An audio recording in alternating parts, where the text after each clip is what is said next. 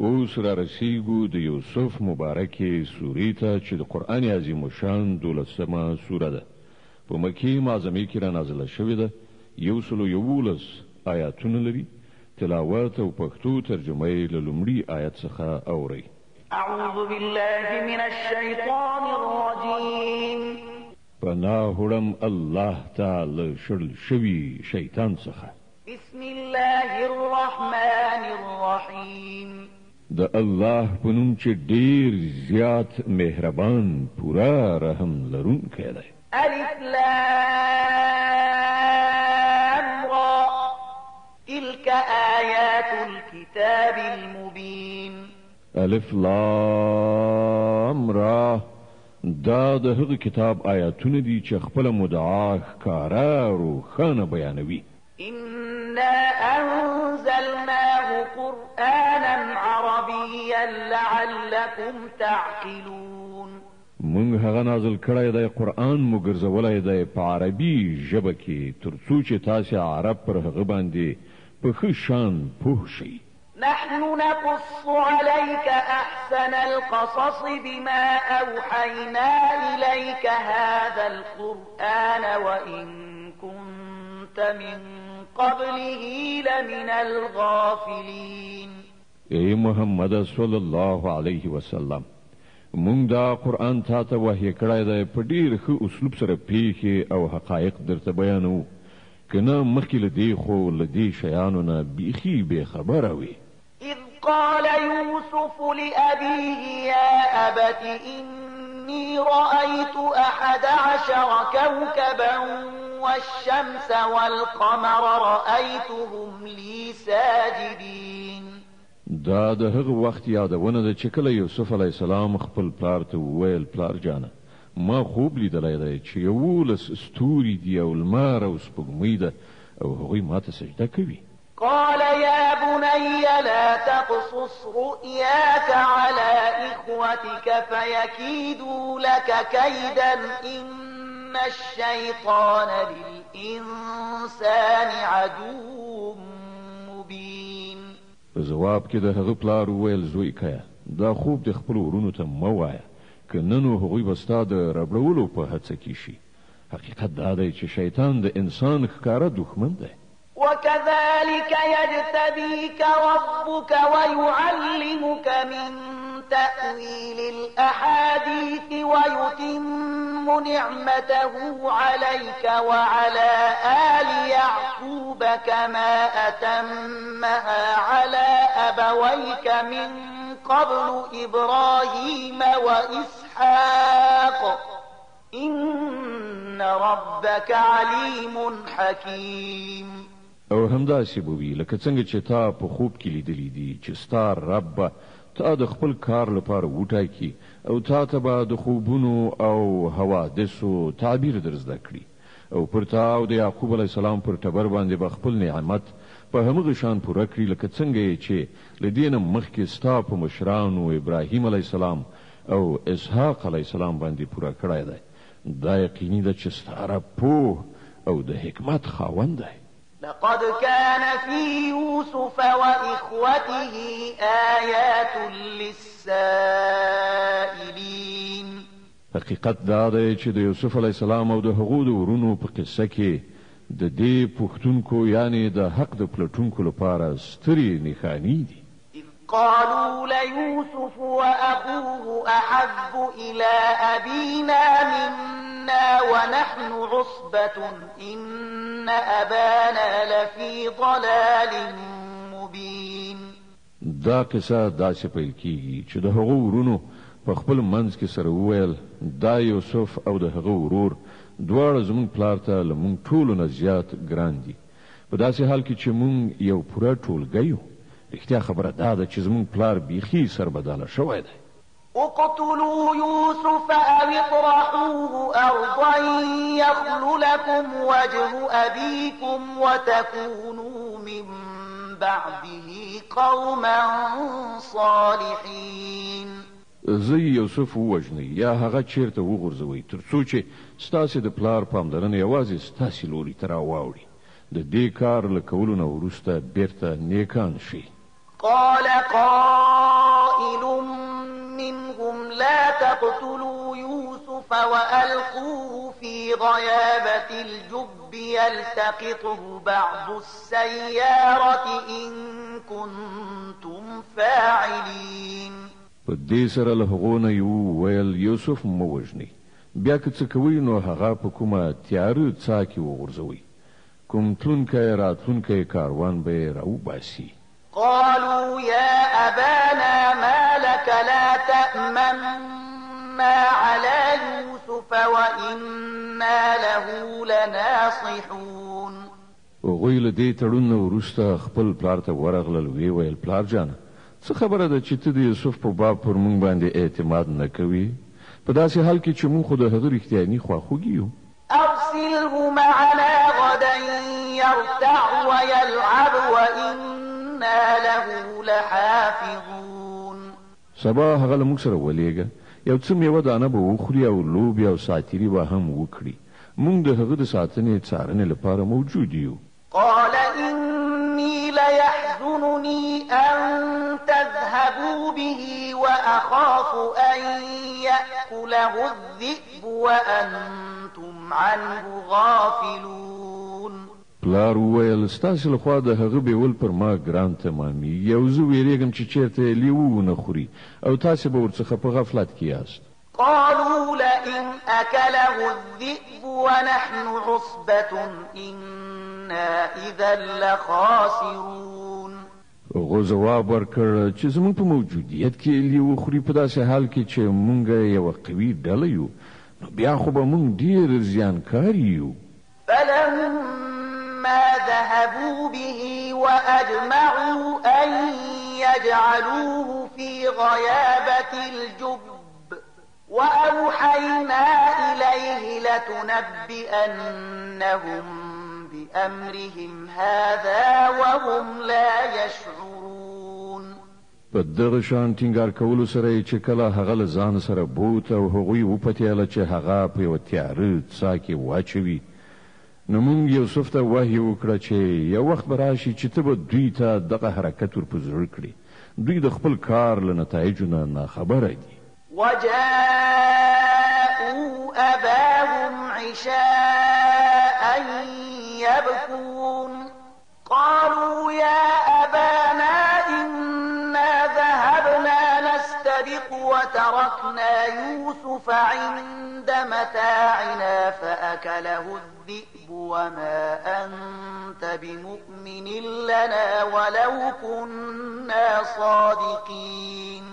ماښام هغوی په ژړا انګولا خپل پلار ته راغلل او ویې ویل پلار جانه موږ د ځغلېدو په مسابقه بوخت او یوسف مو د خپلو اسبابونو څنګ ته پریښی و چې په دې ترڅ کې لیوه راغی هغه یې وخوړ، ته به زموږ په خبره باور ونه کړې که موږ رښتینې هم اوسو. وجاءوا على قميصه بدم كذب قال بل سولت لكم أنفسكم أمرا فصبر جميل والله المستعان على ما تصفون.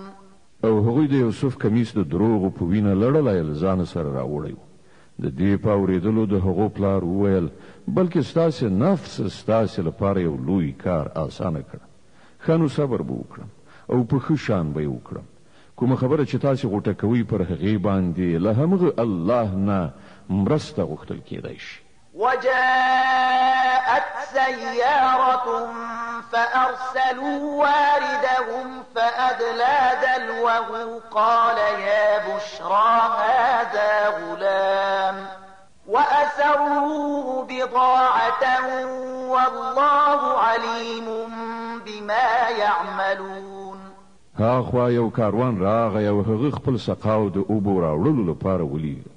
سقاو چې په څاه کې ډوله وغورځوله نو د یوسف په لیدلو یې نارې کړې مبارک دې وي، دلته خو یو هلک دی. هغو خلکو هغه د تجارت مال وګاڼه پټې کړ، په داسې حال کې څه چې هغوی کول خدای پرې خبر. وشروه بثمن بخس دراهم معدودة وكانوا فيه من الزاهدين. په پای کې هغوی هغه په لږ غوندې بیه د څو درهمو په بدل کې خرڅ کړ او هغوی د هغه د بیې په موضوع کې دومره زیات هیلهمن نه وو. وقال الذي اشتراه من مصر لامرأته أكرمي مثواه عسى أن ينفعنا أو نتخذه ولدا وكذلك مكنا ليوسف في الأرض ولنعلمه من تأويل الأحاديث والله غالب على أمره ولكن أكثر الناس لا يعلمون. د مصر کوم سړي چې هغه واخیست هغه خپلې مېرمنې ته وویل دی په ښه شان ساته لرې نه ده چې دی زموږ لپاره ګټور ثابت شي یا موږ دی په زوی ولی ونیسو. په دې ډول موږ د یوسف لپاره په هغه ځمکه کې د ټینګښت زمینه برابره کړه او په چارو باندې د پوهېدو او د خوبونو د تعبیر د ورزده کولو انتظام وکړ.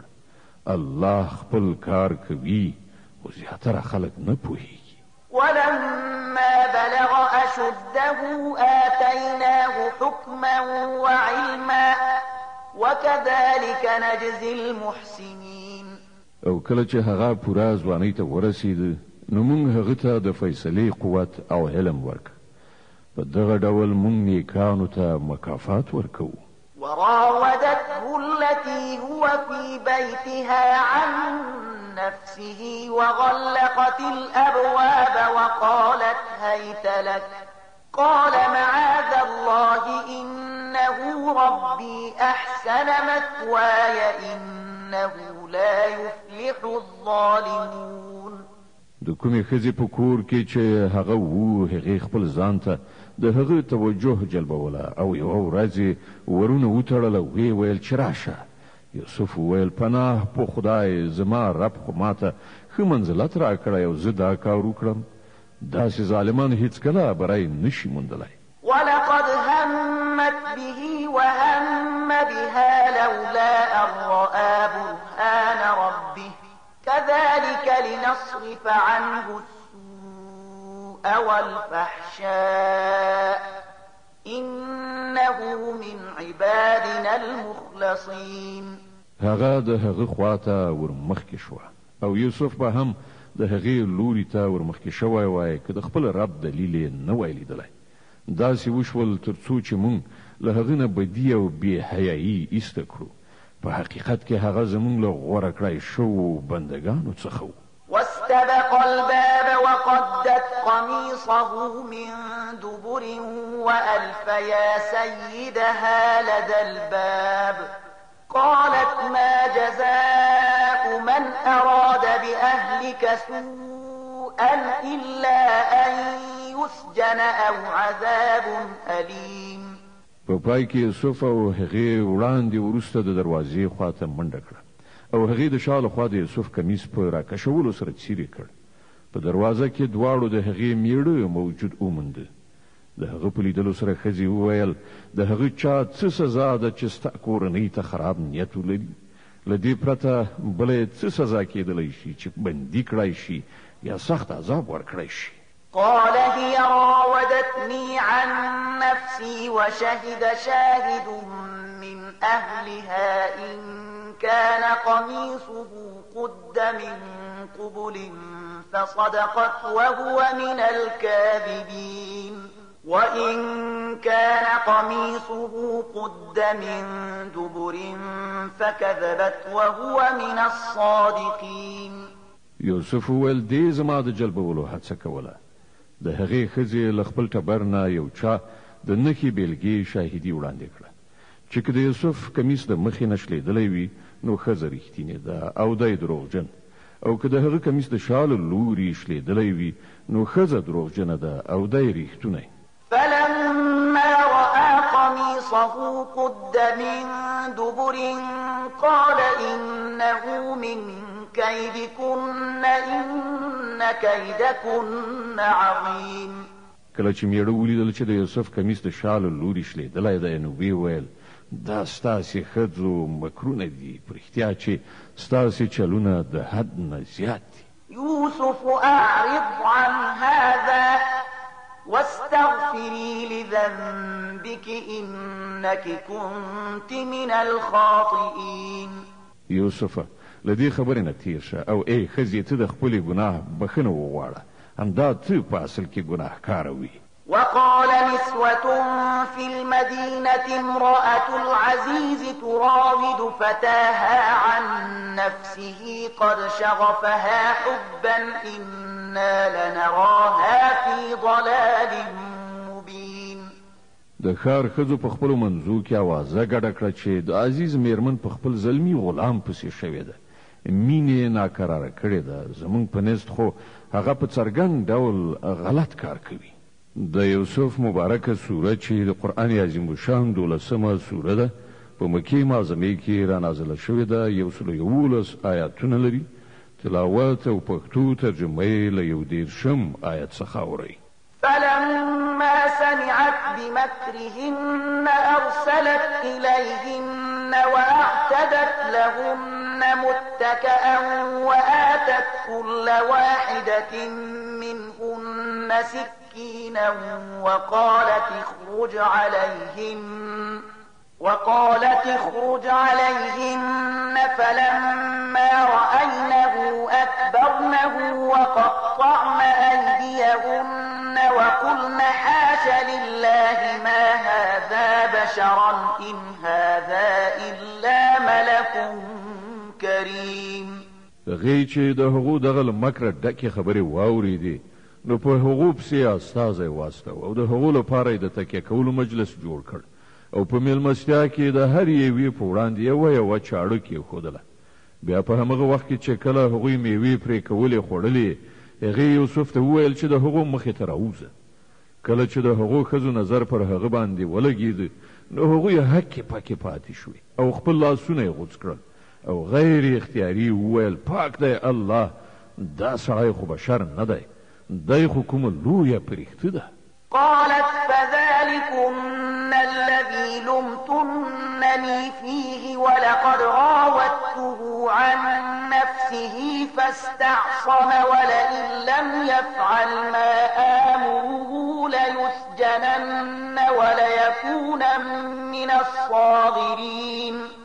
د عزیز میرمنې وویل وګورئ، دا دی هغه څوک چې د هغه په باب تاسې په ما پورې خبرې کولې. بېشکه چې ما د ده د جلبولو هڅه کړې وه، خدای وژغورل شو. که دی زما وینا ونه مني نو بندي او ډېر ذلیل او خوار به کړی شي. قال رب السجن أحب إلي مما يدعونني إليه وإلا تصرف عني كيدهن أصب إليهن وأكن من الجاهلين. یوسف ویل ای زما ربه، د دې په نسبت بندي کېدل ماته ښه دي چې زه هغه کار وکړم چې دا خلک له مانه غواړي، او که ته د هغو دسیسې له مانه دفع نه کړې نو زه به د هغو په دام کې ونښلم او په ناپوهانو کې به شامل اوسم. فاستجاب له ربه فصرف عنه كيدهن إنه هو السميع العليم. د هغه رب د هغه دعا قبول کړه او د هغو ښځو چلونه یې ورڅخه دفع کړل. بېشکه همغه دی چې د هر چا اوري او په هر څه پوهیږي. ثم بدا لهم من بعد ما رأوا الآيات ليسجننه حتى حين. بیا هغو ته دا فکر ورغی چې د یوې مودې لپاره هغه بندي کړي، په داسې حال کې چې هغوی د هغه د پاکلمنۍ او په خپله د خپلو میرمنو د ناوړه چلند څرګندې نښانې لیدلې وي. ودخل معه السجن فتيان قال أحدهما إني أراني أعصر خمرا وقال الآخر إني أراني أحمل فوق رأسي خبزا تأكل الطير منه نبئنا بتأويله إنا نراك من المحسنين. بندیخانې ته دوه نور غلامان هم له هغه سره ننوتل. یوه ورځ له هغو نه یو تن هغه ته وویل ما په خوب کې لیدلی دي چې زه انګورو د شراب لپاره زبېښم. بل وویل ما ولیدل چې زما پر سر باندې ډوډۍ ایښي دي او مرغانې خوري. دواړو وویل موږ ته د دې تعبیر وکړه، موږ وینو چې ته یو ښه سړی یې. قال لا يأتيكما طعام ترزقانه إلا نبأتكما أنبئكما بتأويله قبل أن يأتيكما ذلكما مما علمني ربي إني تركت ملة قوم لا يؤمنون بالله وهم بالآخرة هم كافرون. یوسف ویل دلته چې کوم خواړه تاسو ته درکول کیږي د هغو له راتګ نه مخکې به زه تاسو ته د دې خوبونو تعبیر وکړم. دا علم له هغو علمونو نه دی چې زما رب ماته راکړی دی. واقعیت دا دی چې ما د هغو خلکو تګلاره پریښې ده چې په الله باندې ایمان نه راوړي او له آخرت نه منکران دي. واتبعت ملة آبائي إبراهيم وإسحاق ويعقوب ما كان لنا أن نشرك بالله من شيء ذلك من فضل الله علينا وعلى الناس ولكن أكثر الناس لا يشكرون. د خپل مشرانو ابراهیم علیه السلام، اسحاق علیه السلام او یعقوب علیه السلام تګلاره مې غوره کړې ده. زمونږ دا کار نه دی چې له الله سره څوک شریک وانګیرو. په حقیقت کې دا په مونږ او پر ټولو انسانانو باندې د الله فضل دی چې هغه مونږ له خپل ځانه پرته د بل چا غلامان نه یو ګرځولي. خو زیاتره خلک شکر نه باسي. يا صاحبي السجن أأرباب متفرقون خير أم الله الواحد القهار. ای د زندان ملګرو، تاسو په خپل فکر وکړئ چې ډیر بیلابیل معبودان ښه دي یا هغه یو الله چې په ټولو باندې برلاسی دی؟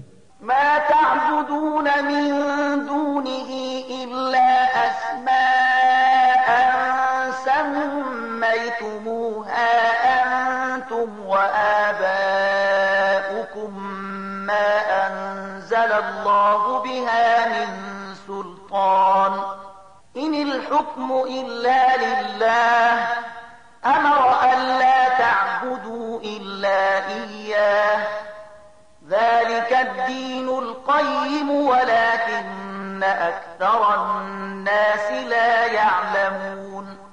له هغه خدای پرته چې تاسو د چا بندگی کوئ هغوی له دې پرته نور هیڅ نه دي چې صرف څو نومونه دي چې تاسو او ستاسو پلرونو یې ایښي دي. الله د هغه لپاره کوم سند نه دی نازل کړی. د فرمانروایی قدرت له الله نه پرته د بل هیڅ چا لپاره نشته. د هغه حکم دی چې په خپله له هغه نه پرته تاسو د بل هیڅ چا بندگی مه کوئ. دا د ژوند سمه سیخه لاره ده، خو زیاتره خلک نه پوهیږي.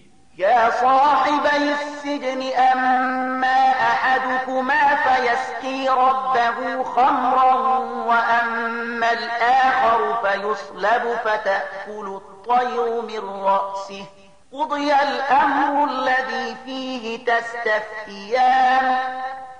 ای د زندان ملګرو، ستاسو د خوب تعبیر دا دی چې له تاسو نه یو تن خو به آزاد شي او خپل بادار یعنی د مصر باچا ته شراب ورکړي. پاتې شو دوهم، نو هغه به په دارو زړول شي او مرغان به یې سر په ټونګو ټونګو وخوري. د دې خبرې چې تاسې پوښتنه کوله داسې حکم شوی دی. وقال للذي ظن أنه ناج منهما اذكرني عند ربك فأنساه الشيطان ذكر ربه فلبث في السجن بضع سنين. بیا له هغو نه چې د چا په باب دا ګمانو چې هغه به خوشي کړی شي، هغه ته یوسف وویل چې خپل بادار یعنی د مصر پاچا ته زما یادونه وکړه. خو شیطان هغه داسې په غفلت کې وغورځاوه چې هغه خپل بادار یعنی د مصر پاچا ته د هغه ور یادول هیر کړل او یوسف څو کاله په زندان کې پاتې شو. وقال الملك إني أرى 7 بقرات سمان يأكلهن 7 عجاف و7 سنبلات خضر وأخر يابسات يا أيها الملأ أفتوني في رؤياي إن كنتم للرؤيا تعبرون. یو ورځ باچا وویل ما په خوب کې لیدلی دي چې و چاغې غواوې دي چې و ډنګرې غواوې خوري او د غلې وشنه وږي دي او نور و وچ. ای درباریانو ما ته د دې خوب تعبیر وښایاست که تاسې د خوبونو په مطلب باندې پوهیږئ. قالوا أضغاث أحلام وما نحن بتأويل الأحلام بعالمين. هغوی وویل دا خو ګډ وډ خوبونه دي او موږ د دغه شان خوبونو په مطلب باندې نه پوهیږو. وقال الذي نجا منهما وادكر بعد أمة أنا أنبئكم بتأويله فأرسلون. له هغو دوه تنو بندیانو څخه چې یو تن له زندان څخه ژغورل شوی و او هغه ته له یوې اوږدې مودې وروسته اوس خبره ورپه زړه شوه. هغه وویل زه تاسې صاحبانو ته د دې معنا درښیم. ما لږ زندان ته یوسف ته ولېږئ. يوسف أيها الصديق أفتنا في 7 بقرات سمان يأكلهن 7 عجاف وسبع سنبلات خضر وأخر يابسات لعلي أرجع إلى الناس لعلهم يعلمون. هغه ورغی ویل یوسفه ای له سره تر پایه ریښتونیه ما ته د دې خوب مطلب وښایه چې و چاغې غواوې دي و ډنګرې غواوې خوري او و شنه وږي دي او وچ ښایي چې زه هغو خلکو ته بیرته ستون شم هیله ده چې هغوی وپوهیږي. قال تزرعون 7 سنين دأبا فما حصدتم فذروه في سنبله إلا قليلا مما تأكلون. یوسف وویل تر 7 کلونو پورې به تاسې د کروندو کښتونو په کرنه بوخت شئ. په دې دوران کې چې تاسې کوم کښتونه لو کړل له هغو نه صرف لږ غوندې برخه چې تاسې د خوراک لپاره په درد خوري راوباسئ او نور په خپلو وږو کې پرېږدئ. ثم يأتي من بعد ذلك 7 شداد يأكلن ما قدمتم لهن إلا قليلا مما تحصنون. بیا به 7 کلونه ډیر سخت د قحطۍ او وچکالۍ راشي. په هغه زمانه کې به هغه ټوله غله وخوړله شي چې تاسې به د هغه وخت لپاره راغونډه کړئ. که څه وسپمیږي نو همغه به وي چې تاسې د تخم لپاره خوندي ساتلی وي. ثم يأتي من بعد ذلك عام فيه يغاث الناس وفيه يعصرون. له هغه وروسته به یو کال داسې راشي چې په هغه کې به د رحمت په ورښتونو سره د خلکو فریاد واورېدل شي او هغوی به د انګورو او نورو دانو شیره وزبیښي او اوبه به ورڅخه وباسي. وقال الملك ائتوني به فلما جاءه الرسول قال ارجع إلى ربك فاسأله ما بال النسوة اللاتي قطعن أيديهن إن ربي بكيدهن عليم.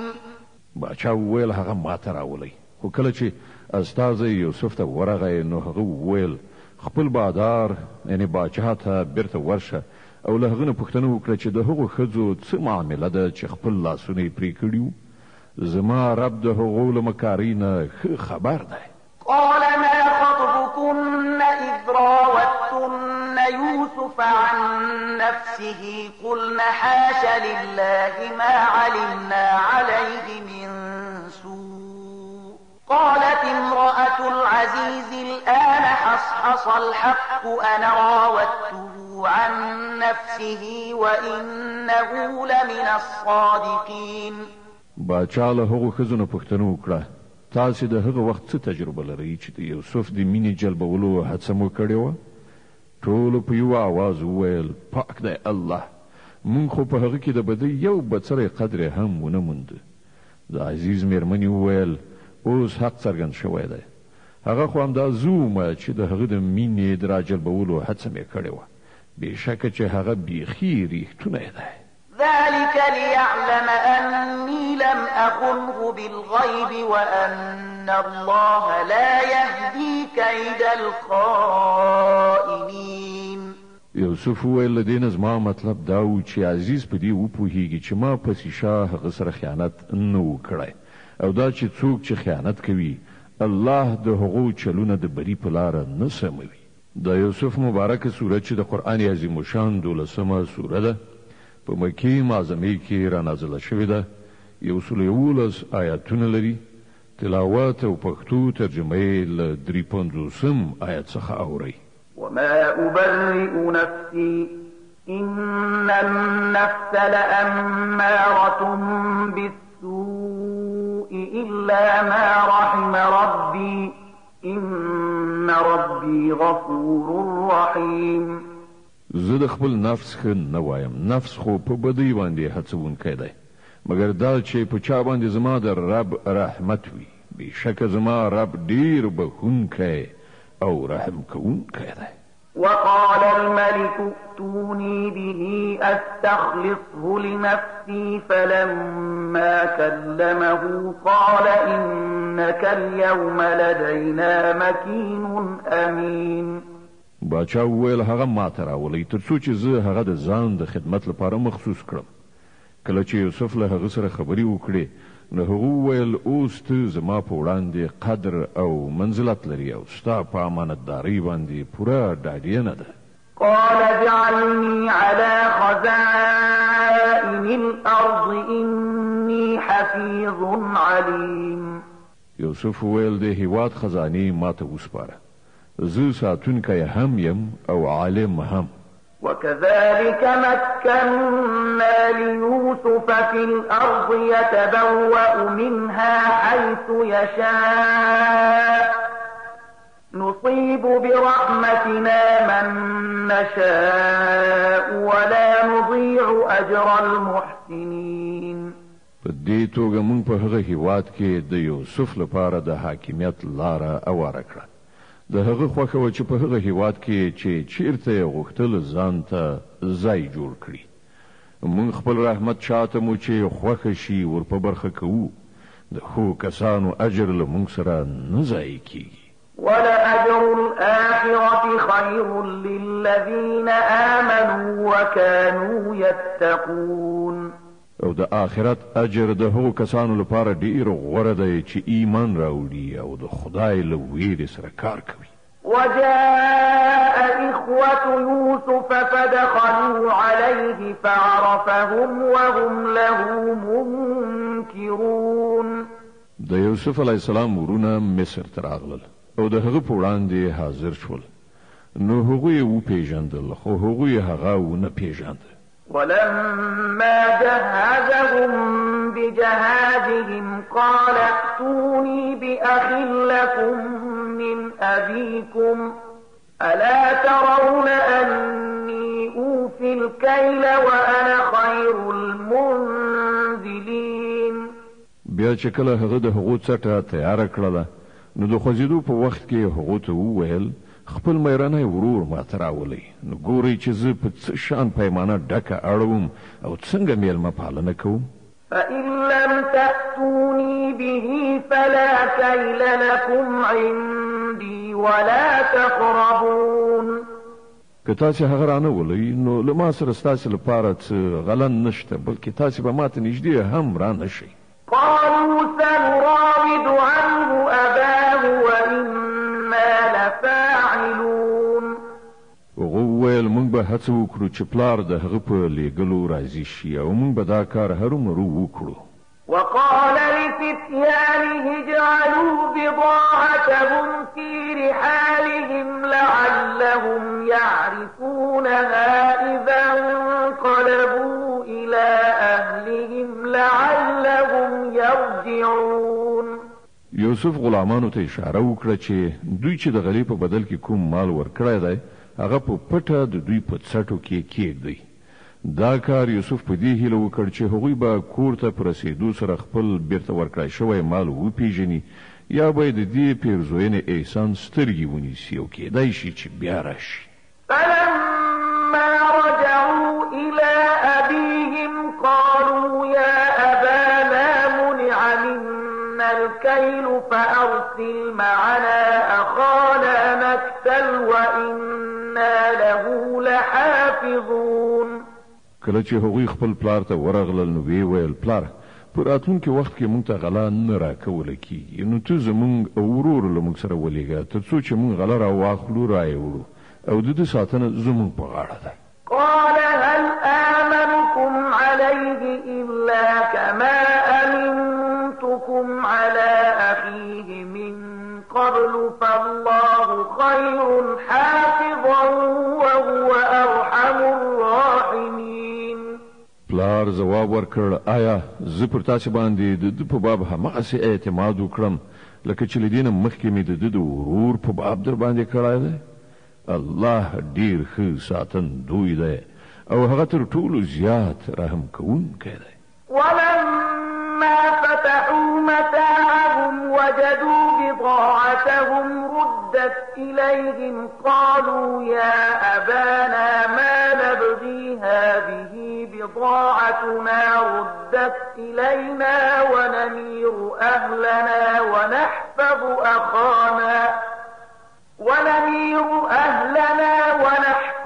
أخانا ونزداد كيل بعير ذلك كيل يسير. بیا کله چې هغوی خپل څټې پرانیستلې نو ویلیدل چې د هغو مال هم بیرته ورکړای شوی دی.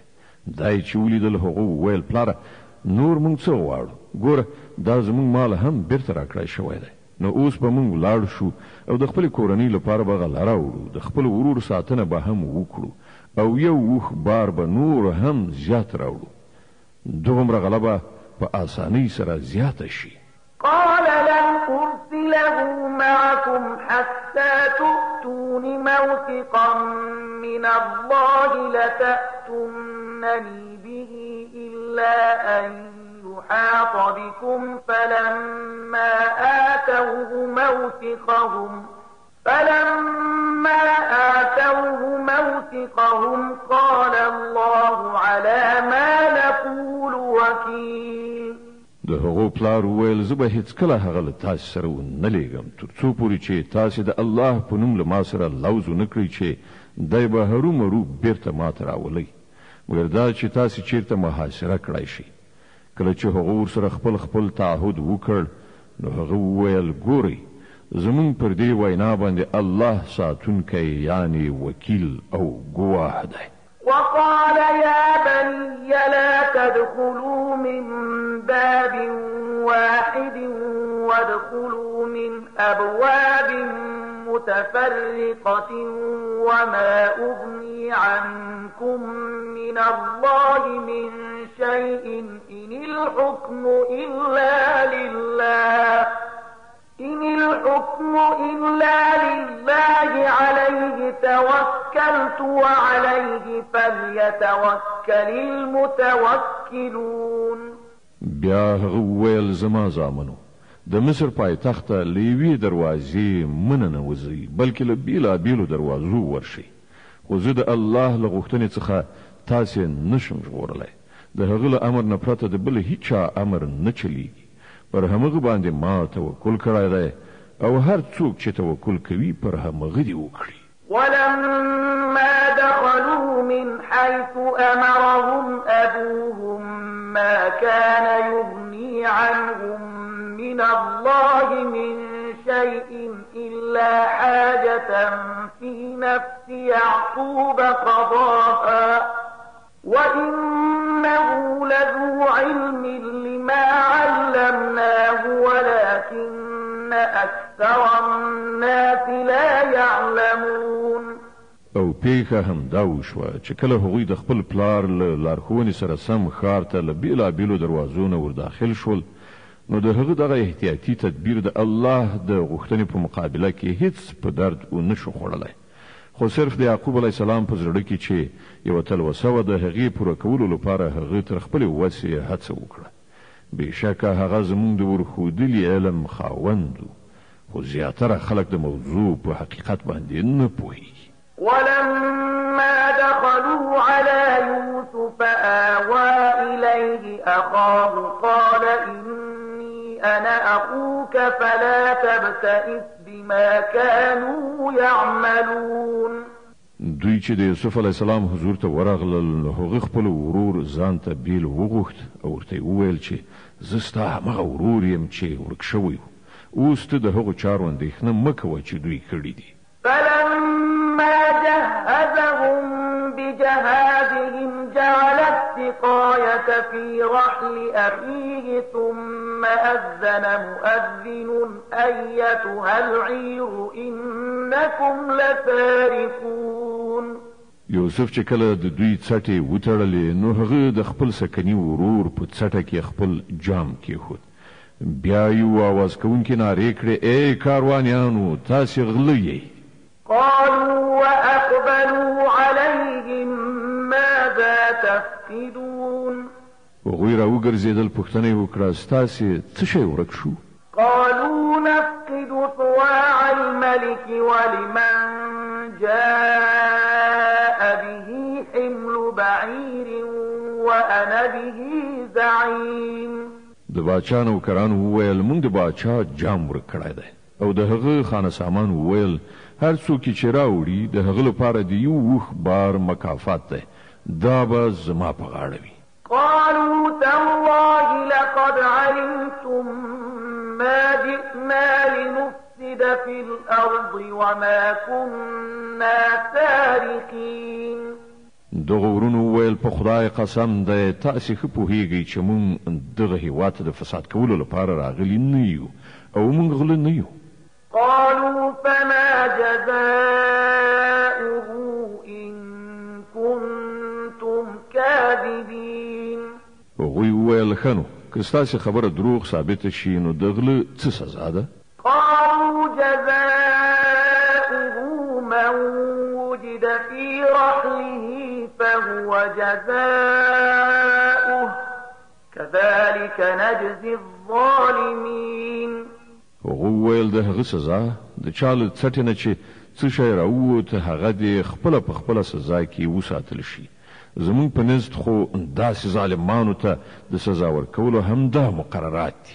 فبدأ بأوعيتهم قبل وعاء أخيه ثم استخرجها من وعاء أخيه كذلك كدنا ليوسف ما كان ليأخذ أخاه في دين الملك إلا أن يشاء الله نرفع درجات من نشاء وفوق كل ذي علم عليم. نو یوسف له خپل سکني ورور نه مخکې د هغو د څټو په لټولو پیل وکړ. بیا یې د خپل ورور له څټې نه ورک شوی شی په لاس راوړ. په دې ډول موږ په خپل تدبیر سره د یوسف ملاتړ وکړ.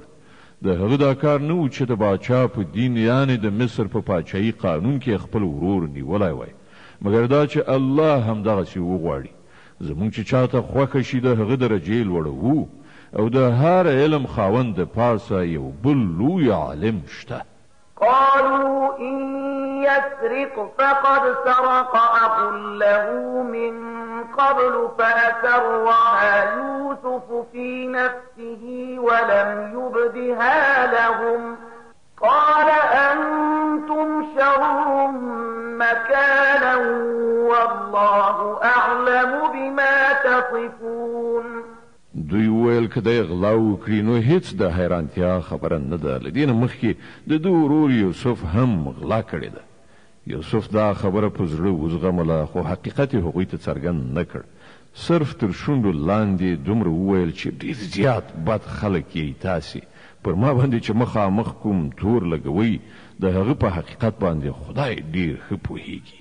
قالوا يا أيها العزيز إن له أبا شيخا كبيرا فخذ أحدنا مكانه إنا نراك من المحسنين. هغوی ویل ای د اقتدار واکمنه عزیزه د ده پلار ډېر زیات سپینګیری سړی دی. ته د ده په ځای له موږ نه کوم یو ونیسه. موږ ته ډېر نیکزړی انسان وینو. قال معاذ الله أن نأخذ إلا من وجدنا متاعنا عنده إنا إذا لظالمون. یوسف ویل خدای ته پناه وروړم بل څوک موږ څنګه نیولی شو که موږ هغه څوک پرېږدو چې موږ له هغه سره مال موندلی دی او بل څوک ونیسو نو موږ به ظالمان یو. فلما استيئسوا منه خلقوا نجيا قال كبيرهم ألم تعلموا أن أباكم قد أخذ عليكم موثقا من الله ومن قبل ما فرطتم في يوسف قال كبيرهم ألم تعلموا أن أباكم قد أخذ عليكم موثقا من الله ومن قبل ما فرطتم في يوسف فلن أبرح الأرض حتى يأذن لي أبي أو يحكم الله لي وهو خير الحاكمين. کله چې هغوی له یوسف نه ناامیده شول نو په یو ګوښه کې په خپلو منځو کې په مشوره لاس پورې کړ. له هغو نه چې کوم یو تر ټولو مشر و هغه وویل ایا تاسې نه پوهیږئ چې ستاسې پلار له تاسې نه د خدای په نوم څه تعهد او ژبنه اخیستې ده او له دې نه مخکې چې تاسې د یوسف په باب کوم زیاتی کړی دی هغه هم تاسې ته معلوم دی. اوس خو به زه له دې ځایه هېڅکله لاړ نه شم تر څو پورې چې زما پلار ما ته اجازه رانه کړي او یا الله زما په باب څه فیصله ونه کړي. ارجعوا إلى أبيكم فقولوا يا أبانا إن ابنك سرق وما شهدنا إلا بما علمنا وما كنا للغيب حافظين. تاسې لاړ شئ خپل پلار ته ووایئ چې پلاره ستا زوی غلا کړې ده موږ هغه په غلا نه دی لیدلی څه چې موږ ته معلوم شوي دي همغه بیانوو او د غیبي پیښو مخنیوی خو موږ نشوی کولی. واسأل القرية التي كنا فيها والعير التي أقبلنا فيها وإنا لصادقون. ته د خپلو معلوماتو لپاره د هغه کلي له خلکو نه پوښتنه وکړه چې موږ پکې یو له هغه کاروان نه پوښتنه وکړه چې موږ ورسره راغلي یو موږ په خپله وینا کې بیخي ریښتوني یو. قال بل سولت لكم أنفسكم أمرا فصبر جميل عسى الله أن يأتيني بهم جميعا إنه هو العليم الحكيم. پلار د دې سرګذشت په باب وویل په اصل کې ستاسې نفس ستاسې لپاره یو بله ستره خبره اسانه برېښولې ده. ښه ده په دې باندې به هم صبر وکړم او په ښه شان به یې وکړم. دا څه لرې نه ده چې الله هغوی ټول له ما سره یو ځای کړي. هغه په هر څه پوهیږي او د هغه ټول کارونه په حکمت ولاړ دي. وتولى عنهم وقال يا أسفا على يوسف وابيضت عيناه من الحزن فهو كظيم. بیا یې له هغو نه مخ واړه او ویې ویل چې هی یوسفه هغه په زړه غمونه زغمل او د سترګو تورې سپین شوي وو. قالوا تالله تفتأ تذكر يوسف حتى تكون حرضا أو تكون من الهالكين. زامنو یې وویل د خدای لپاره ته خو تل همدا یوسف یادوي د دې وار را رسېدلی دی چې د هغه په غم کې خپل ځان ویلې کړي یا خپل ځان هلاک کړي. قال إنما أشكو بثي وحزني إلى الله وأعلم من الله ما لا تعلمون. يا بني يذهبوا فتحسسوا من يوسف وأخيه ولا تيأسوا من روح الله إنه لا ييأس من روح الله إلا القوم الكافرون. هغه وویل زه د خپل خفګان او د خپل غم فریاد له الله نه پرته بل چاته نه کوم او د الله له خوا نه چې څنګه زه خبر یم تاسې نه یاست. زما زامنو لاړ شئ د یوسف او د هغه د ورور څه پته ولټوئ. د الله له رحمت نه ناامیده مه اوسئ. د هغه له رحمت نه کافران ناامیده کیږي. فلما دخلوا عليه قالوا يا أيها العزيز مسنا وأهلنا الضر وجئنا ببضاعة مزجاة فأوف لنا الكيل وتصدق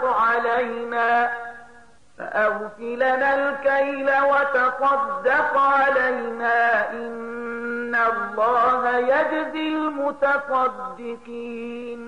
کله چې دا خلک مصر ته لاړل د یوسف حضور ته ورغلل نو یې عرض وکړ چې ای واکمن سرداره مونږ او زمونږ کورنۍ په سخت کړاو کې اخته یو او مونږ یو څه ناچیزه غوندې پانګه له ځانه سره راوړې ده ته مونږ ته پوره غله راکړه او خیرات راباندې وکړه الله خیرات کوونکو ته مکافات ورکوي. قال هل علمتم ما فعلتم بيوسف وأخيه إذ أنتم جاهلون.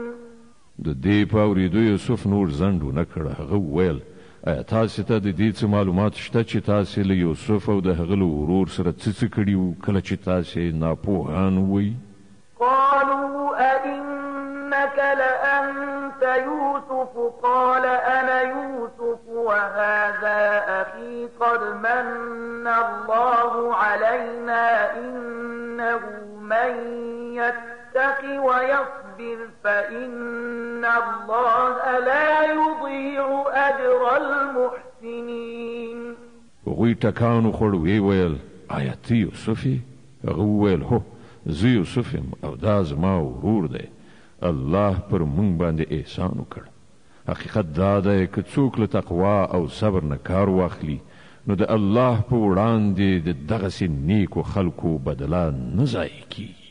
قالوا تالله لقد آثرك الله علينا وإن كنا لخاطئين.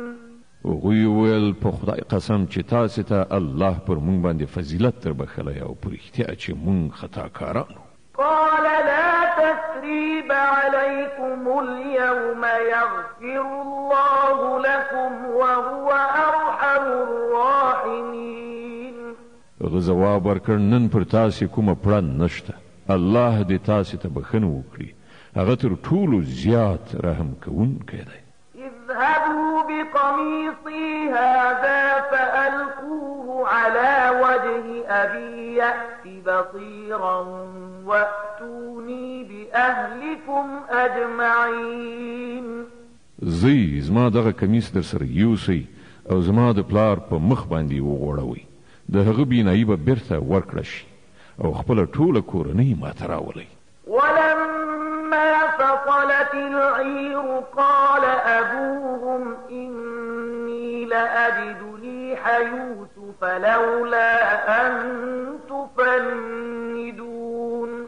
کله چې دغه کاروان له مصر نه روان شو نو د هغو پلار په کنعان کې وویل زه د یوسف خوشبویي محسوسوم نه چې تاسې دا ووایي چې زه په زړښت کې کاواکه یعنې ساده شوی یم. قالوا تالله إنك لفي ضلالك القديم. د کور خلکو وویل په خدای قسم ته لا تر اوسه پورې په همغه زاړه سودایي توپ کې غورځېدلی. فلما أن جاء البشير ألقاه على وجهه فارتد بصيرا قال ألم أقل لكم إني أعلم من الله ما لا تعلمون. نو کله چې زیری راوړونکی راغی هغه د یوسف علیه السلام کمیس د حضرت یعقوب علیه السلام پر مخ باندې وغوړاو او په ناڅاپي ډول د هغه سترګې بیرته بینا شوې. په دې وخت کې هغه وویل ما تاسې ته نه وویلې چې زه د الله د لوري پر هغه څه پوهیږم چې تاسې ورباندې نه پوهیږئ. قالوا يا أبانا استغفر لنا ذنوبنا إنا كنا خاطئين. قال سوف أستغفر لكم ربي إنه هو الغفور الرحيم. ټول وویل پلاره اوس زموږ د ګناهونو د بخښل کېدو لپاره دعا وکړه په رښتیا چې موږ خطاکاران. هغه وویل زه به له خپل رب نه ستاسې لپاره بښنه وغواړم، هغه ډېر بښونکی او رحم کوونکی دی. فلما دخلوا على يوسف آوى إليه أبويه وقال ادخلوا مصر إن شاء الله آمنين. نو کله چې دوی یوسف علیه السلام ته ورسېدل، هغه خپل مور پلار له خپله ځان سره کېنول او خپلې ټولې کورنۍ ته یې وویل ځئ اوس ښار ته لاړ شئ، که د الله خوښه وي نو په امن او په بېغمۍ سره به اوسئ. ورفع أبويه على العرش وخروا له سجدا وقال يا أبت هذا تأويل رؤياي من قبل قد جعلها ربي حقا وقد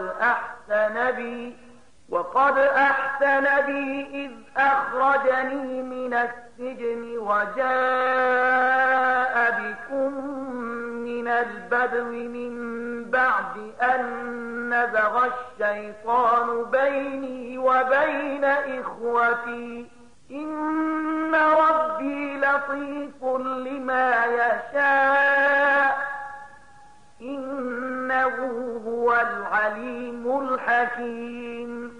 ښار ته له ننوتلو وروسته هغه خپل مور پلار پاڅول، له ځان سره په تخت باندې کېنول او ټول د هغه په وړاندې بې واکه په سجده ټیټ شول. یوسف علیه السلام وویل پلاره دا زما د هغه خوب تعبیر دی چې ما مخکې لیدلی و، زما رب هغه حقیقت وګرځاوه. د هغه د خوب پیرزوینه ده چې هغه زه له زندان نه راوویستلم او تاسې له بېدیانه دلته راوستلی له ما سره یو ځای کړئ، په داسې حال کې چې شیطان زما او زما د ورونو تر منځه فساد اچولی و. واقعیت دا دی چې زما رب په نالیدلو تدبیرونو سره خپله غوښتنه ترسره کوي. بېشکه هغه د علم او حکمت څښتن دی.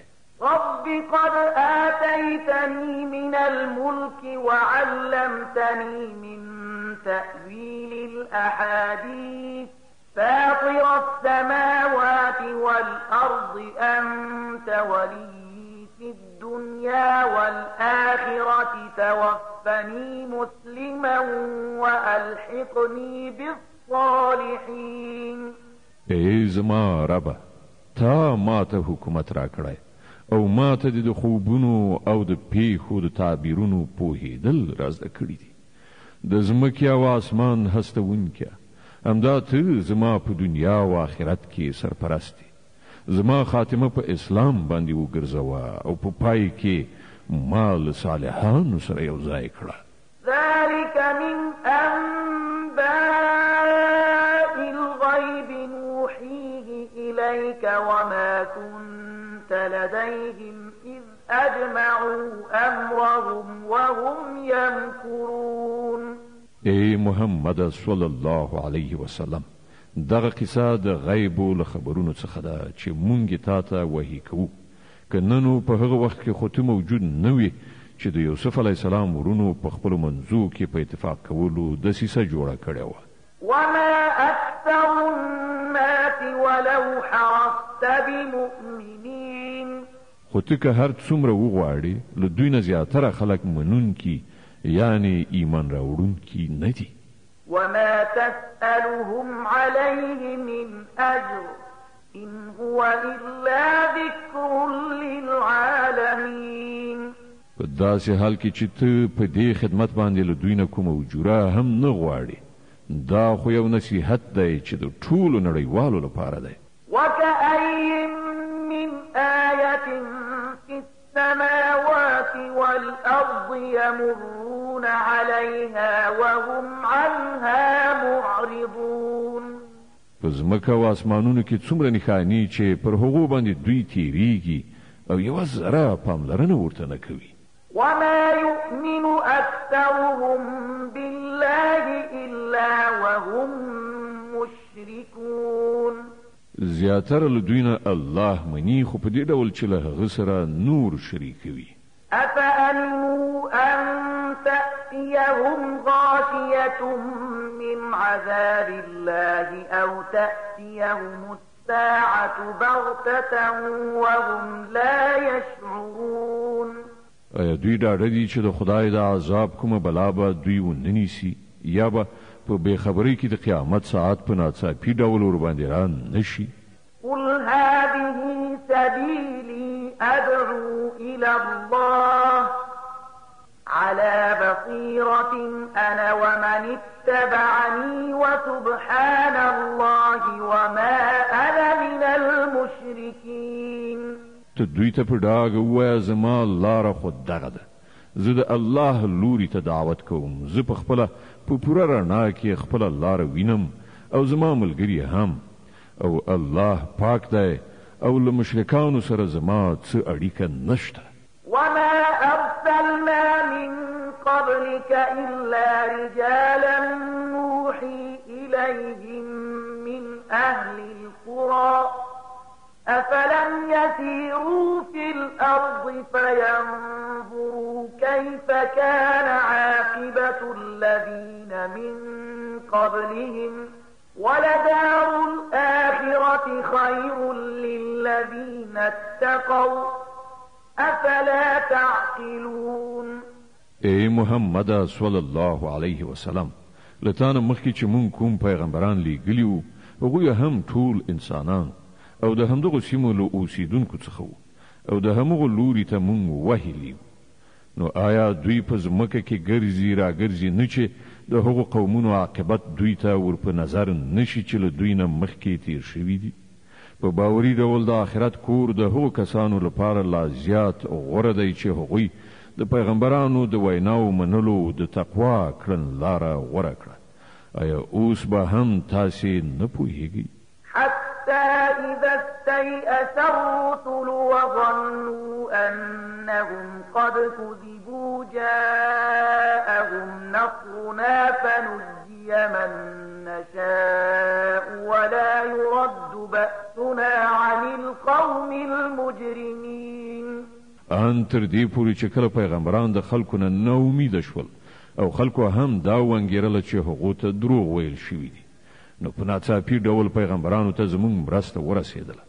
کله چې دغسې وخت راځي نو زموږ قانون دا دی چې چاته چې زموږ خوښه شي نجات ورکو او پر مجرمانو باندې زموږ د عذاب د راتګ مخه نشي نیول کېدی.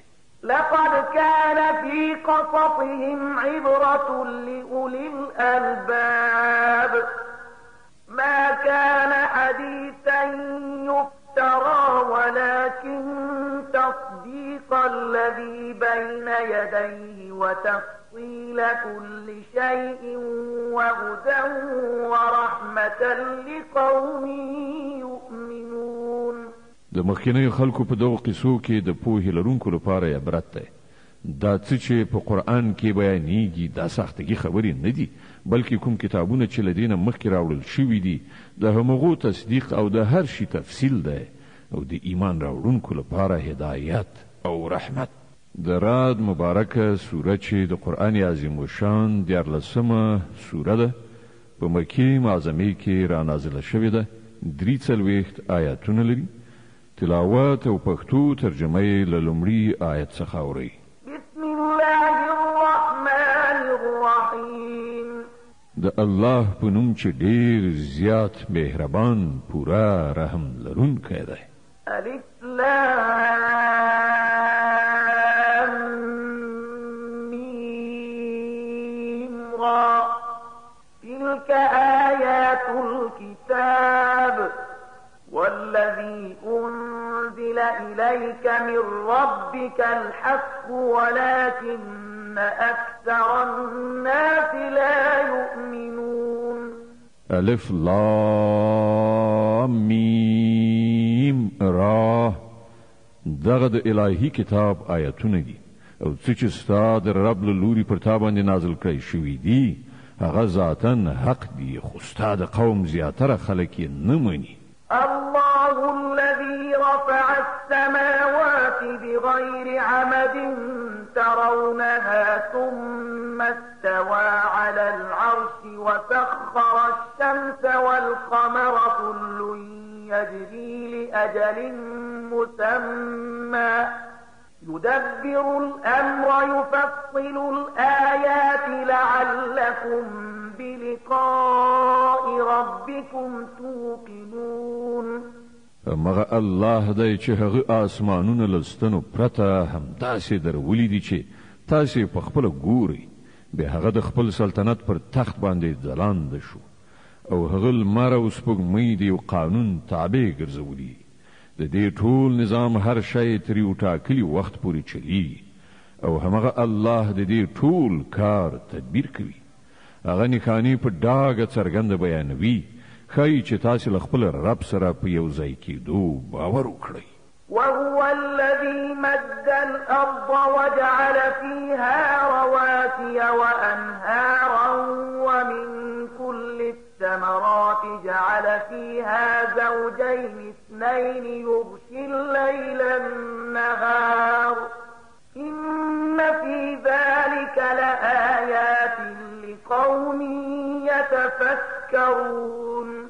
او همغه دی چې دا ځمکه یې غوړولې ده، په دې کې د غرونو میخونه ټک وهلي دي او سیندونه یې بهولي دي. همغه د هر راز میوو جوړې پیدا کړي دي او همغه په ورځ باندې شپه خوروي. په دې ټولو شیانو کې د هغو خلکو لپاره سترې نښانې دي چې له غور او فکر کولو څخه کار اخلي. وفي الأرض قطع متجاورات وجنات من أعناب وزرع ونخيل صنوان وغير صنوان يسقى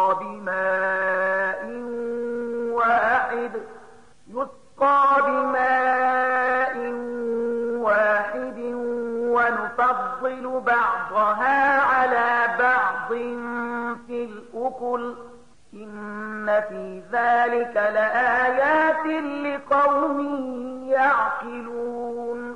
او ګورئ، په ځمکه کې بېلابېلې سیمې دي چې یو له بلې سره نښتي دي.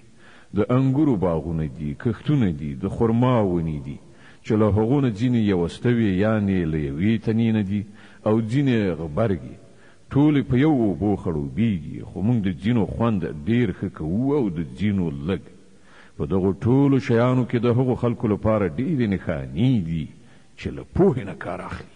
وإن تعجب فعجب قولهم أإذا كنا ترابا أإنا لفي خلق جديد أولئك الذين كفروا بربهم وأولئك الأغلال في أعناقهم وأولئك أصحاب النار هم فيها خالدون. اوس که ته حیرانېږي نو د حیرانتیا وړ د خلکو دا وینا ده چې کله چې موږ مړه شو، خاورې شو، نو آیا موږ به بیا له سره را پیدا کړی شو؟ دا هغه خلک دي چې دوی په خپل رب کافر شوي دي. دا هغه کسان دي چې د دوی په غاړه کې توقونه غورځېدلي دي. دوی دوزخیان دي او په دوزخ کې به د تل لپاره اوسېدونکي وي. ويستعجلونك بالسيئة قبل الحسنة وقد خلت من قبلهم المثلات وإن ربك لذو مغفرة للناس على ظلمهم وإن ربك لشديد العقاب. دوی له نیکۍ نه مخکې د بدۍ لپاره تلوار کوي، په داسې حال کې چې له دوی نه مخکې چې کومو کسانو دغسې کړنلاره نیولې ده، پر هغو باندې د خدای د عذاب د عبرت وړ مثالونه تیر شوي دي. حقیقت دا دی چې ستا رب د خلکو له تیریو سره سره هغو ته بښنه کوي او دا هم حقیقت دی چې ستا رب سخت سزا ورکوونکی دی. ويقول الذين كفروا لولا أنزل عليه آية من ربه إنما أنت منذر ولكل قوم هاد. دغه خلک چې ستا د خبرې له منلو انکار کړی دی، یعنی کافران وایي چې په دغه سړي باندې د ده د رب له لوري کومه نښانه ولې نازله نه کړی شوه؟ تو خو صرف خبر ورکوونکی او د هر قوم لپاره یو لارښود دی. الله يعلم ما تحمل كل أنثى وما تغيض الأرحام وما تزداد وكل شيء عنده بمقدار. الله د هر حاملې د ګیډې نه خبر دی. څه چې په هغه کې جوړیږي په هغه باندې هم هغه پوهیږي او په هغه کې چې څه کمای یا زیاتوالی راځي له هغه څخه هم هغه با خبره دی.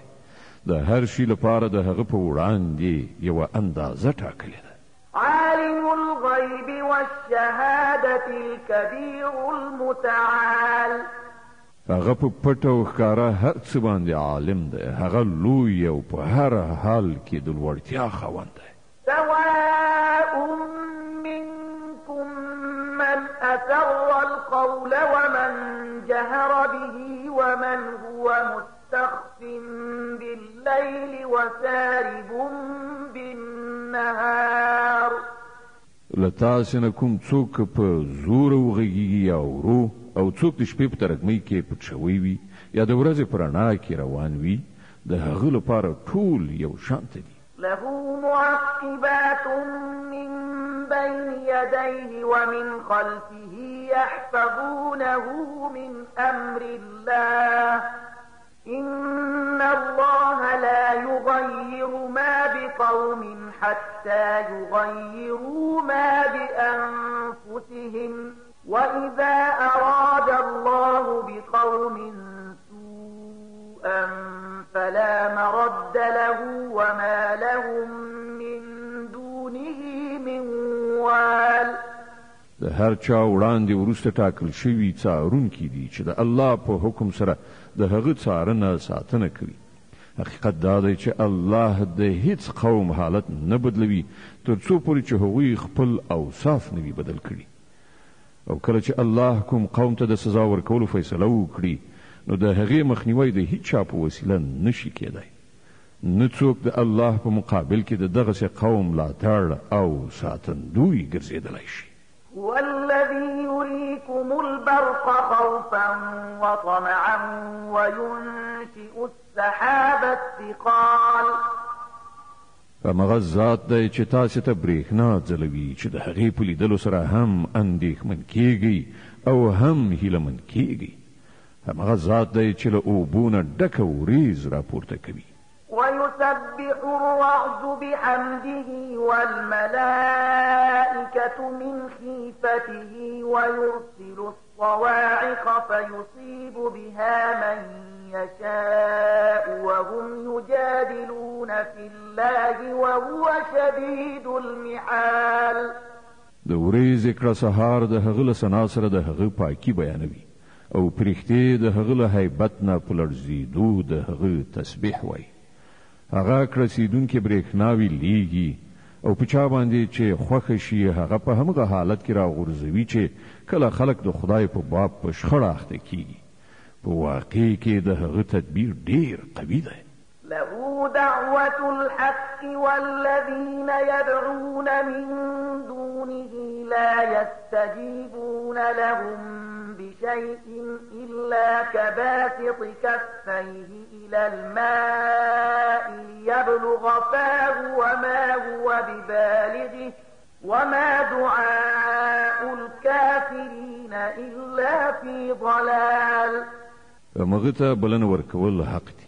پاتې شوې هغه نورې هستۍ چې دوی ورته له هغه پرته بلنه ورکوي هغوی د دوی د دعاګانو هیڅ ځواب نشي ورکولی. هغو ته بلنه ورکول خو داسې دي لکه څوک چې اوبو ته لاس اوږد کړي او ورنه وغواړي چې راشي زما خولې ته په داسې حال کې چې اوبه هغه ته رسیدونکي نه دي. کټ مټ همدغه شان د کافرانو دعاګانې هم هیڅ شی نه دي مګر یو بې هدفه فیر دی. د الرعد مبارکه سوره چې د قرآن عظیم شان 14مه سوره ده په مدینه منورې کې را نازله شوې ده. 43 مبارک آیاتونه لري.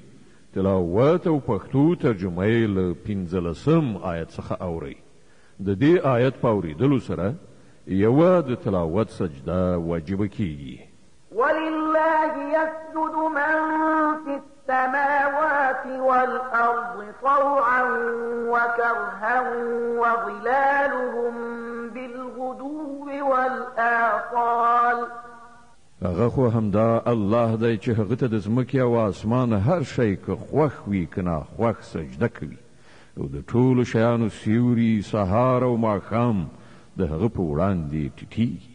قل من رب السماوات والأرض قل الله قل أفاتخذتم من دونه أولياء لا يملكون لأنفسهم نفعا ولا ضرا قل هل يستوي الأعمى والبصير أم هل تستوي الظلمات والنور أم جعلوا لله شركاء خلقوا كخلقه فتشابه الخلق عليهم قل الله خالق كل شيء وهو الواحد القهار.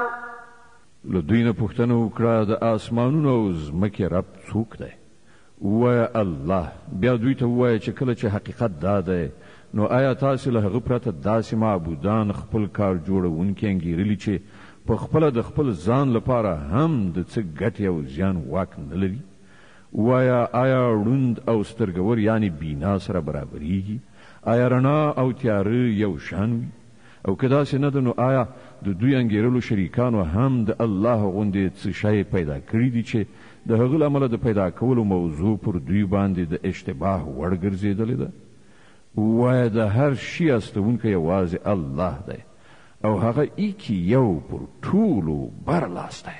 أنزل من السماء ماء فسالت أودية بقدرها فاحتمل السيل زبدا رابيا ومما يوقدون عليه في النار ابتغاء حلية أو متاع زبد مثله كذلك يضرب الله الحق والباطل فأما الزبد فيذهب جفاء وأما ما ينفع الناس فيمكث في الأرض كذلك يضرب الله الأمثال. الله له آسمانه اوبو ورولې او هر لښتي ویالې د خپل ظرفیت په تناسب راواخیستې وبهېدل. بیا کله چې سیلاب راپورته شو نو په مخ باندې ځګ هم راغی او همدغسې ځګ پر هغو معدني جواهرو باندې هم راپورته کیږي چې خلک هغه د ګاڼې لوښو او نورو شیانو جوړولو لپاره ویلې کوي. په همدې مثال سره الله د حق او باطل موضوع روښانوي. کوم چې ځګ دی هغه بې ګټې له منځه ځي او کوم شی چې د انسانانو لپاره ګټور دی هغه په ځمکه کې پاتې کیږي. په دې ډول الله په مثالونو سره د خپلې خبرې ښوونه کوي. للذين استجابوا لربهم الحسنى والذين لم يستجيبوا له لو أن لهم ما في الأرض جميعا ومثله معه لافتدوا به أولئك لهم سوء الحساب ومأواهم جهنم وبئس المهاد. کوم کسانو چې د خپل رب بلنه ومنله د هغو لپاره ښېګڼه او چا چې هغه ونه منله هغوی که د ځمکې د ټولې شتمنۍ مالکان هم وي او همدومره نور ورسره کړي نو هغوی به د خدای له نیونې څخه د ځان ژغورلو لپاره د فدیې په ډول د هغې ټولې ورکړې ته چمتو شي. دا هغه کسان دي چې په بده توګه به حساب ورڅخه واخیستل شي او د هغو استوګنځی دوزخ دی، ډېر بد استوګنځی. أفمن يعلم أنما أنزل إليك من ربك الحق كمن هو أعمى إنما يتذكر أولو الألباب. خانو دا څنګه کېدای شي چې هغه څوک چې ستا د رب دغه کتاب چې هغه پر تا باندې نازل کړی دی حق پیژني او هغه څوک چې د دې حقیقت له پلوه ړوند دی دواړه یو شان شي؟ نصیحت خو هوښیاران خلک مني.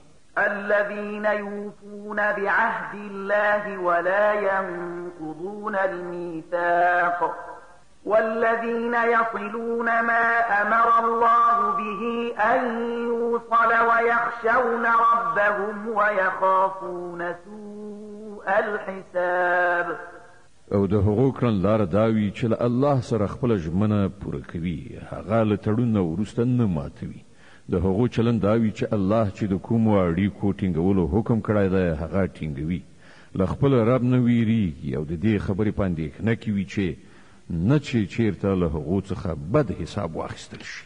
والذين صبروا ابتغاء وجه ربهم وأقاموا الصلاة وأنفقوا مما رزقناهم سرا وعلانية ويدرؤون بالحسنة السيئة أولئك لهم عقبى الدار جنات عدن يدخلونها ومن صلح من آبائهم وأزواجهم وذرياتهم والملائكة يدخلون عليهم من كل باب سلام عليكم بما صبرتم فنعم عقبى الدار.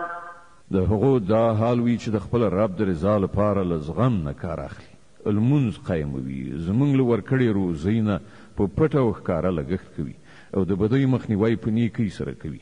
د آخرت کور د همدغو خلکو لپاره دی، یعنې داسې باغونه چې د هغو همیشنی استوګنځی به وي. هغوی به پخپله هم پکې ننوځي او د هغو له پلرونو نیکونو او د هغو له میرمنو او د هغو له اولادونو څخه چې هر څوک صالحان وي هغوی به هم له هغو سره هلته لاړ شي. ملایکې به له هرې خوا نه د هغو د هرکلي لپاره راشي او هغو ته به ووایي چې پر تاسې سلامتیا ده. څنګه چې تاسې په دنیا کې له صبر څخه کار واخیست، د هغه په برکت نن تاسې د دې وړ ګرځېدلي یاست. نو څه ښه دی دغه د آخرت کور. والذين ينقضون عهد الله من بعد ميثاقه ويقطعون ما أمر الله به أن يوصل ويفسدون في الأرض أولئك لهم اللعنة ولهم سوء الدار. پاتې شول هغه خلک چې د الله ژمنه له کلک تړون نه وروسته ماتوي او هغه اړیکې غوڅوي چې الله د هغو د پیوندولو حکم کړی دی او په ځمکه کې فساد خوروي. هغوی د لعنت وړ دي او د هغو لپاره په آخرت کې ډیر بد استوګنځی دی.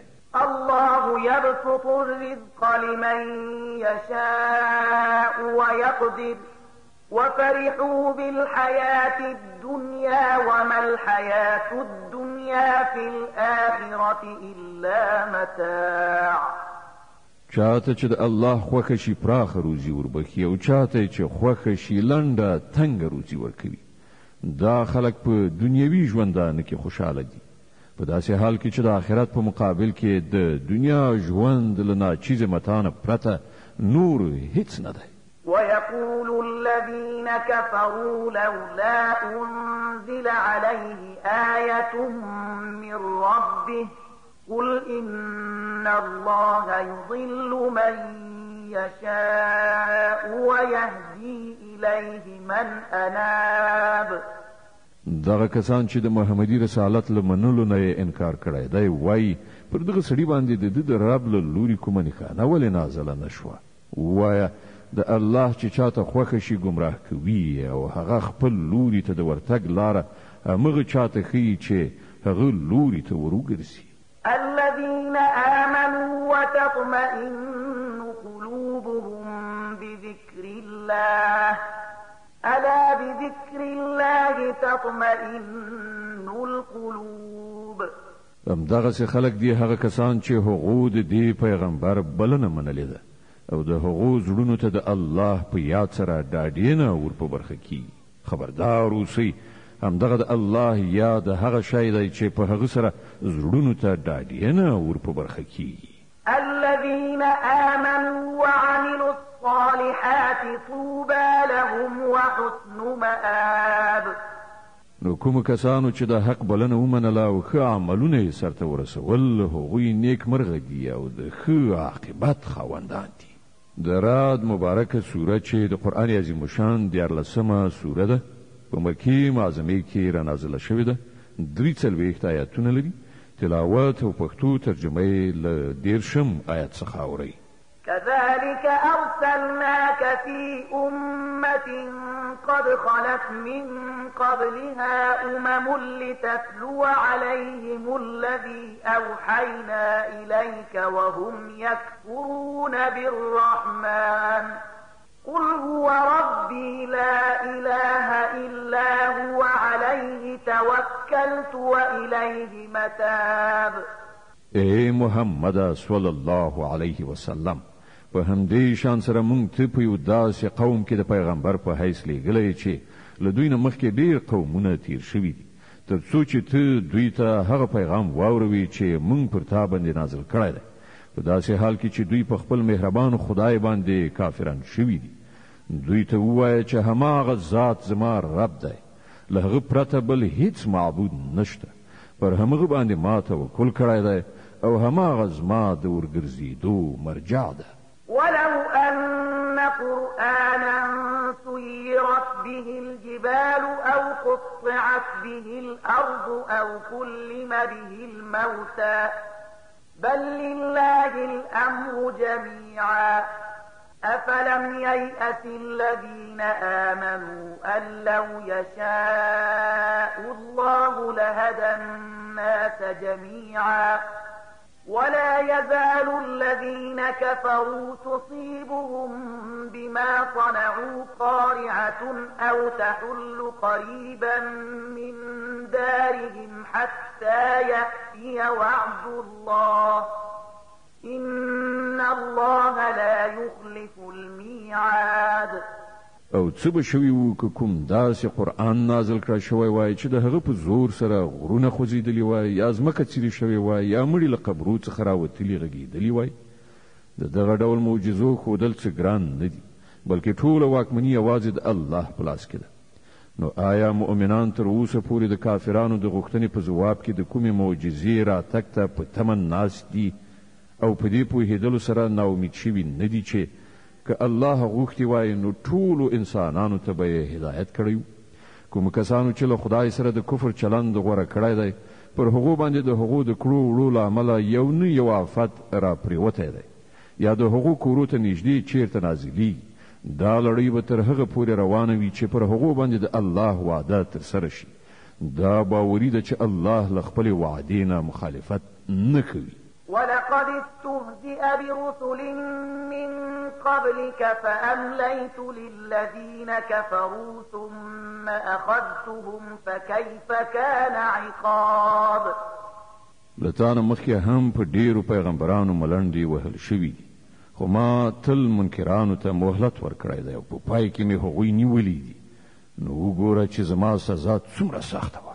أفمن هو قائم على كل نفس بما كسبت وجعلوا لله شركاء قل سموهم أم تنبئونه بما لا يعلم في الأرض أم بظاهر من القول بل زين للذين كفروا مكرهم وصدوا عن السبيل ومن يضلل الله فما له من هاد. نو آیا هغه ذات چې د هر تنفس کوونکی ګټلې یعنی هغه څه چې کړي دي تر نظر لاندې دي د هغه په مقابل کې دا سپین سترګي کیږي چې خلکو له هغه سره شریکان نیولي دي؟ ای پیغمبره دوی ته ووایه که هغوی په رښتیا سره د خدای خپل ټاکلي برخوال وي نو تاسې نومونه واخلئ چې هغوی څوک دي. تاسې الله په یوې داسې نوې خبرې خبروئ چې هغه ترې په خپله ځمکه کې ناخبره دی یا څه چې ستاسې په خوله راځي هغه وایي. حقیقت دا دی چې کوم خلکو چې د حق د بلنې له منلو څخه انکار کړی دی د هغو لپاره د هغو مکرونه ښایسته کړی شوي دي او هغوی له سمې لارې څخه منع کړی شوي دي او څوک چې الله په ګمراهۍ کې وغورځوي هغه ته هیڅ لارښوونکی نشته. لهم عذاب في الحياة الدنيا ولعذاب الآخرة أشق وما لهم من الله من واق. دغه خلکو لپاره د دنیا په ژوندانه کې عذاب دی او د آخرت عذاب له هغه نه هم ډیر سخت دی. هیڅوک داسې نشته چې له خدای نه د هغو ژغورونکی وي. مثل الجنة التي وعد المتقون تجري من تحتها الأنهار أكلها دائم وظلها تلك عقبى الذين اتقوا وعقبى الكافرين النار. لو خدای نه د ویریدونکو انسانانو لپاره چې د کوم جنت وعده شوی ده د هغه شان دادی چې تر هغه لاندې ویالې بهیږي، د هغه میوې نه ختمیدونکي دي او د هغه سیوری همیشنی دی. دا د متقیانو عاقبت دی او د حق د منکرانو عاقبت دا دی چې د هغو لپاره د دوزخ اور دی. والذين آتيناهم الكتاب يفرحون بما أنزل إليك ومن الأحزاب من ينكر بعضه قل إنما أمرت أن أعبد الله ولا أشرك به إليه أدعو وإليه مآب. ای پیغمبره، کوم خلکو ته چې مونږ مخکې کتاب ورکړی وو هغوی له دې کتاب نه چې مونږ پر تا نازل کړی دی خوشحاله دي او په بیلابیلو ډلو کې ځینې خلک داسې هم شته چې د ده ځینې خبرې نه مني.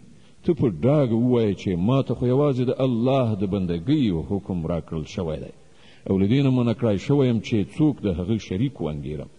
له دې کبله زه د همغه لوري ته بلنه ورکوم او د همغه خوا ته زما ورګرځېدل دي.